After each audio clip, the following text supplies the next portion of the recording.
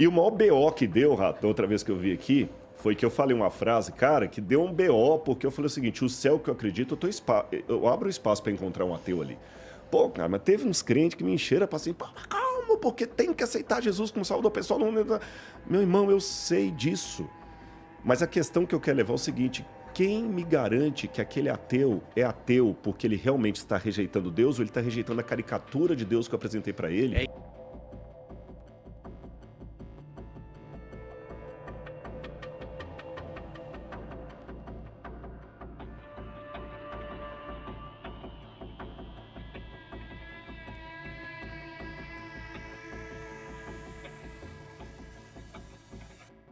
É isso que eu ia te perguntar. Exatamente. Eu só tô escutando. Quem sou eu para julgar? É lógico, pela Bíblia, Jesus é o caminho, a verdade e a vida. Eu sei disso. Porque, tipo... Mas, pô, eu não posso julgar ninguém.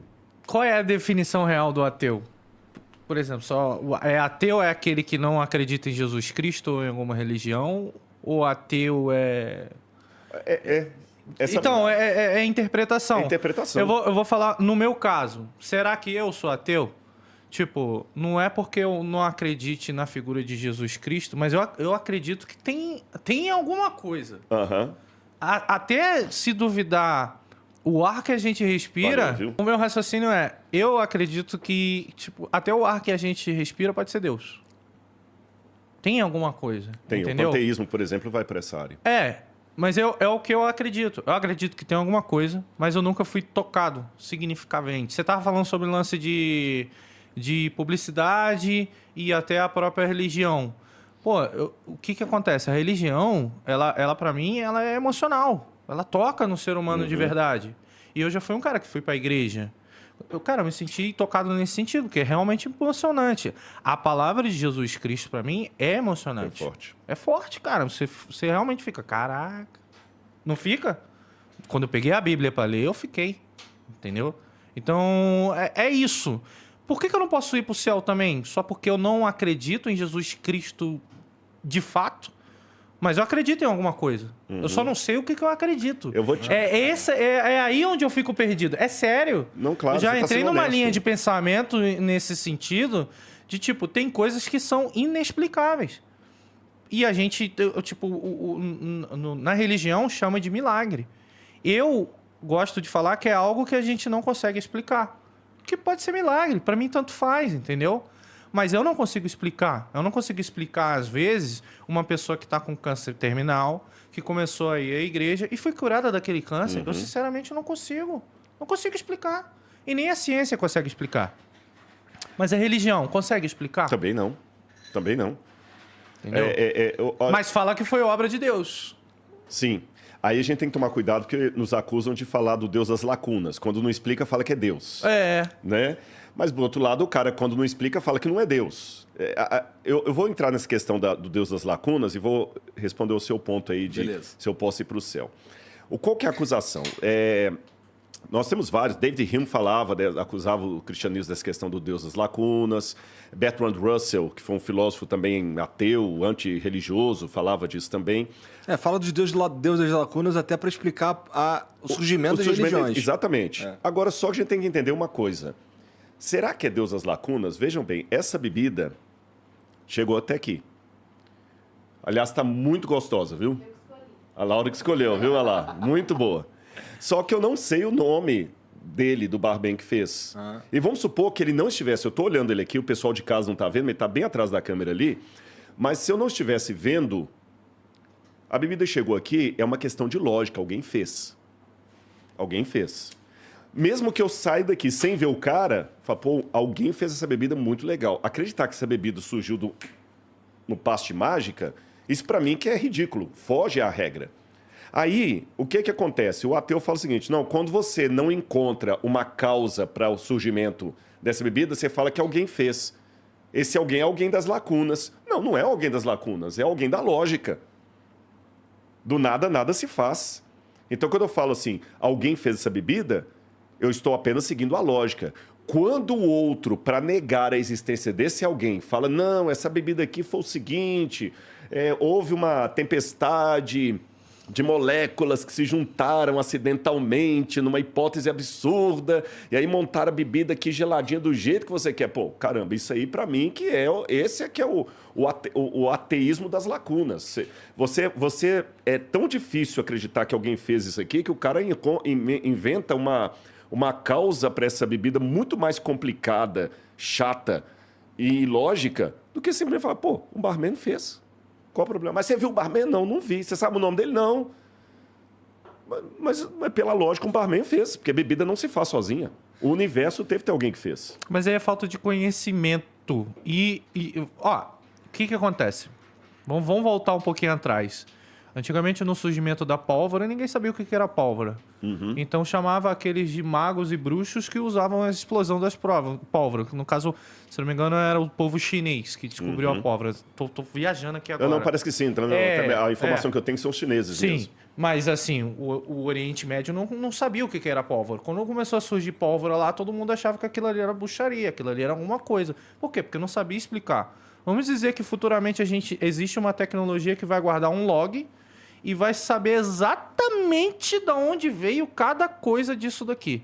E quando eu falo cada coisa, é a água que fez o gelo, é uma matéria-prima do vidro, é a matéria-prima, de onde saiu isso daqui, qual árvore, quando é que ela nasceu, isso tudo. Então, é falta de conhecimento. A ignorância, às vezes, pode ser uma dádiva. Pô. A gente só tem que entender que tanto eu, quanto o Igor, quanto qualquer um aqui na sala, ainda é ignorante nesse sentido. Não, com certeza. Entendeu? Agora, a gente tem que tomar cuidado com uma coisa. Em primeiro lugar, quando você trabalha com método científico, tem o que é a hipótese de trabalho e o que é a especulação gratuita. A hipótese de trabalho é a seguinte: pelas evidências que eu tenho hoje, dá para construir tal hipótese de trabalho. Tudo indica que. Então tem uma lógica. Eu não tenho a resposta final, mas tudo indica que. Né? Mas eu, para poder tirar essa hipótese e trabalhar com outra, eu tenho que ter evidências mais concretas. Até que essas apareçam, eu tenho que trabalhar com isso aqui. Então, até que surja alguma evidência mais forte que hoje não há, vida provém de vida. Até que exista uma evidência mais profunda que me faça mudar de conceito, até hoje eu acredito que do nada, nada se produz. Porque até hoje, é lógico, em termos hipotéticos, vamos pensar aí agora em ficção científica, né? Star Wars. Eu posso criar um filme de Star Wars, mas não, vai que um dia os caras vão descobrir que as estrelas podem ser formadas num buraco negro. Pode ser que os caras possam conseguir sintetizar a matéria-prima da estrela. Pode ser, mas hoje tudo isso é ficção. Ficção. E até hoje, o que eu tenho de concreto? Do nada, nada se produz. O que eu tenho de concreto? Até hoje, o universo teve um começo. Se o universo teve um começo e do nada nada se produz, então tem que ter alguma coisa que gerou o universo. Porque para eu ficar insistindo que o universo começou sem ter alguém sem tempo que criou o universo, eu tenho que... tempo, ele assim, na teoria do Big Bang, o tempo começa no Big Bang. No Big Bang, exatamente. Então esse ser, vou colocar a palavra ser, que formou o universo, ele tem que ser, em primeiro lugar, ou atemporal, ou ele tem que ter um tempo próprio dele, que não é esse tempo que nós conhecemos. Ele não pode ser, ele tem que ser onipresente, porque ele criou o espaço. Então ele existe antes do espaço, porque nem o espaço existia. Ele tem que ser inteligente e, quando se fala, proposital, porque as coisas foram criadas com inteligência, ordem e propósito. Você está entendendo? Olha, eu tenho líquido, tenho um rim aqui para filtrar.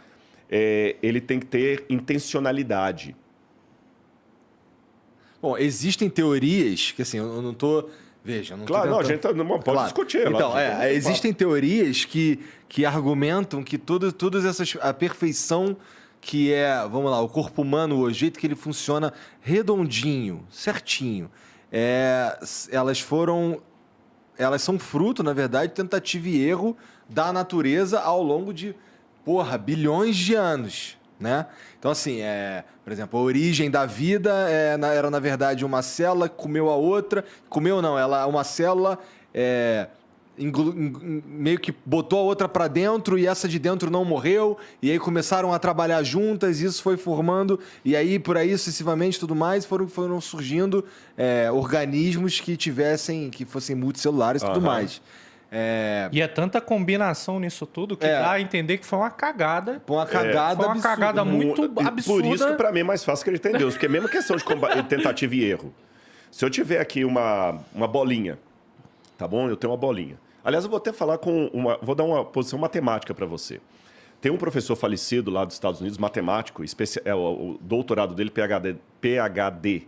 O doutorado dele era em estatística, probabilística. Uhum. E ele falou que a chance dessa primeira vida surgir do nada, do acaso, assim como o pessoal fala de tentativa e erro, deveria ser o seguinte: imagina o estado do Texas completamente forrado com moedas de $0,25.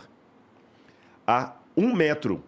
Imagina, então, o tamanho do estado do Texas, que é grande, com 1 metro de moedas de $0,25. Uhum. Imagina quantos bilhões de moedas você não teria ali. E no meio dessas moedas, você tem uma única moeda com um X vermelho. Aí você passa de avião no estado do Texas e, aleatoriamente, você cai de paraquedas em qualquer canto, enfia a mão nas moedas e tira uma. Se você tirar aquela com o X, todas as outras serão suas. Essa é a... Isso pode ser considerado um milagre? Pra mim é. Porque é mais fácil... Concordo com você. Quantas Aí vezes o camarada vai ficar... E com um agravante. E com um agravante. Essas tentativas e erros da vida aí tinham que ser uma vez só. Bom, Porque se a vida tenta... Se a célula tenta multiplicar e der errado, ela já morre. Se ela morre, não tem vida. aí tem que recomeçar o processo. E para recomeçar o processo, eu tenho que ter outro milagre do outro processo começar do zero. É assim, eu concordo que são chances, assim, muito insanas, mas tem um argumento que a gente está... Por exemplo, o estado do Texas é o universo inteiro. E até hoje a gente só observou vida na Terra, não observamos vida em mais nenhum lugar. Exatamente, nenhum lugar, verdade. Então assim, a gente é uma moeda de 1/4 com X. Mas só que aí também, se comparando, nós somos uma moeda de 1/4 de X, imagina que a gente está uma moeda aqui, mas o espectro de visibilidade dessa moeda é muito pequeno para ela ter a certeza absoluta que não tem nem outra moeda com X no estado todo. Mas, mano, é muito egoísmo pensar assim, sem sacanagem. Sabe por quê? Ah. A gente... É questão de a gente não ter conhecimento para ver. O que é a vida? A vida é aquilo que a gente acha que é. É verdade, isso é verdade. Entendeu? Tipo, de repente tem uma outra forma de vida que a gente não consegue ver. Eu vou dar um exemplo muito grande. Tipo, de repente essa gotícula de água deve ter um universo aqui dentro. Deve, não tem. Aqui dentro tem o seu tempo rolando também. E eu vou fazer isso aqui agora, ó. Matei todo mundo. Genocida. E tá filmado ainda. Matei todo mundo. Eu tô falando sério. E isso é um pensamento... pensar amplo. Acabei de cometer um genocídio aqui. Se duvidar, eu acabei com a galáxia aqui agora. Em bactérias e fungos e vírus, ele tá certo. É. Agora, cada vez que você alimenta, você tá matando um universo inteiro. No universo inteiro. Agora, só que o nó, aí é um nó pro ateu. Vou te falar por quê. Porque o ateu, para justificar a vida com tudo que ela tem, sem colocar Deus, ele tem que cair para aquele que você falou muito bem. Foi uma chance, um acaso, uma coincidência. Pô, nós somos a única moeda com X. Aí ele fica até confortável. Mas o que já é extremamente impossível de acontecer, que é ter vida aqui, se você coloca vida no outro planeta, você tem que pegar toda essa problemática, essa dificuldade, essa quase impossibilidade daqui e multiplicar por 2. Quer dizer, então, por um lado, é complicado multiplicar ser por 2 se a gente ateu. estiver falando especificamente de um outro planeta. Mas a gente sabe que existem muitos planetas com as mesmas condições da Terra. Exatamente, né? Agora, é por isso que eu falo assim, eu respeito os meus amigos ateus, eu tenho muito ateu que é querido. O meu livro, O Ceticismo da Fé, que eu até depois vou mandar um para você, que eu trouxe outra vez aqui. Presentão. Eu coloquei assim, olha, Betinho, por exemplo, que era ateu, um cara super caridoso. Eu até coloquei uma frase assim, Betinho não acreditava em Deus, mas eu acho que Deus acreditava no Betinho, porque o que aquele cara fez pelo semelhante ali, né? E antes que alguém fique mais... Pô, Rodrigo, você tá querendo? Não, eu vou explicar para vocês. Ele falou a questão de Jesus ali. Eu vou colocar... Jesus tem uma pregação muito radical. Rato, eu vou falar com vocês por quê. Jesus foi o único homem que, em sã consciência, declarou ser Deus. Então, o C.S. Lewis... Não sei se foi o único, hein, cara? Em sã consciência. A pessoa tem pra ser... Porque se os outros caras que declaram ser Deus, eu não sei se eles estão em sã Aí consciência. quando vai ver, o cara tá tentando morder a orelha dele. Exatamente. Não em tá sã 100% consciência. ali, entendeu? Tá. Então, o C.S. Lewis dizia o seguinte: ou Jesus era um mentiroso, ou ele era um lunático, ou ele era Deus. As coisas são excludentes. Ou ele era um mentiroso. Se ele era mentiroso, então ele não era lunático, mas também não era Deus. Se ele não era mentiroso, Ou ele era lunático ou era Deus. se ele não é lunático, ele é Deus. Ele falou: eu sou o caminho, a verdade e a vida. Em grego, vou dar uma mascaradinha aqui, lembra? Já fui professor de grego muitos anos.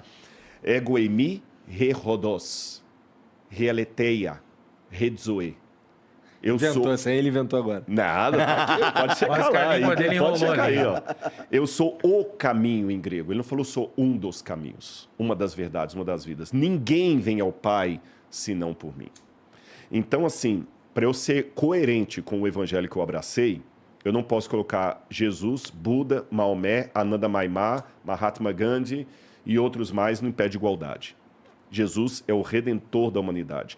E a única chance que vocês têm, e eu tenho de sermos salvos, é através do mérito de Cristo na cruz do Calvário. Agora vamos colocar uma notinha de rodapé. A pergunta que a gente faz, tá, e aqueles que nunca ouviram falar de Jesus? Os índios, aqueles povos que nasceram, cresceram e morreram sem nunca ouvir. Não é? Aí que entra a minha frase que causou tanta comoção do outro lado, que eu falo que eu estou esperando até encontrar um ateu no céu. É porque muita gente, Deus vai julgar as pessoas pelo grau da verdade que chegou ao coração dele. E esse chegou ao coração dele, vale para você, vale para o outro. Como eu falei, quem me garante que às vezes, não estou julgando, você nunca mais pisou numa igreja por causa de uma coisa lá que te magoou? Você está entendendo? Às vezes, assim, a minha vida é a única Bíblia que muita gente está lendo lá fora. Então eu digo assim, mesmo aquele que é salvo sem conhecer Jesus, ele foi salvo por Jesus. Você entendeu? É radical a coisa, é radical. E aí vem uma frase do C.S. Lewis, que ele era um intelectual, o autor das Crônicas de Nárnia, que ele falava assim, olha, você pode até rejeitar Jesus, você pode até cuspir nele, mas não adianta pegar o que ele falou, achar bonitinho e negar quem ele disse que era. Você está entendendo? Não adianta você falar que é bonitinho o que ele falou, mas negar o que ele era, porque o que ele era é tão forte que está ligado ao que ele falou.